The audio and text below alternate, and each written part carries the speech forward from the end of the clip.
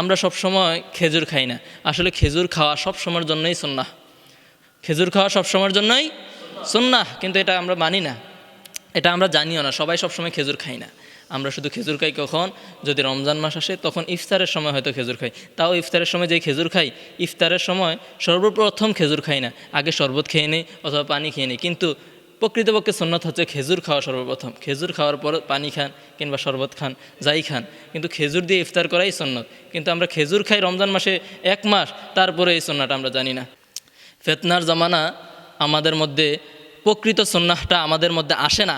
রাসূল পাক সাল্লাল্লাহু আলাইহি ওয়াসাল্লামের যে সুন্নাহগুলা, সেগুলো আমাদের মধ্যে আমরা জানি না, সেগুলো আমরা মানি না। কিন্তু রাসূল পাক সাল্লাল্লাহু আলাইহি ওয়াসাল্লাম বলেছেন যে আমার যে সুন্নাহগুলা মৃত হয়ে গেছে, মরে গেছে, মানে মানুষের কাছে নাই, মানুষ এটা পালন করে না, এই সুন্নাহগুলা যদি কোনো ব্যক্তি আমার উম্মতের মধ্যে তুলে ধরে এবং কি আবার নতুন করে প্রচলন করে, সেই ব্যক্তি কাল কিয়ামতের ময়দানে আমার সাথে জান্নাতে থাকবে, নবীর সাথে জান্নাতে থাকবে।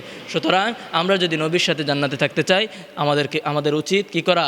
নবী করিম সাল্লাল্লাহু আলাইহি ওয়াসাল্লামের মৃত সুন্নাহগুলা জীবিত করে দেওয়া।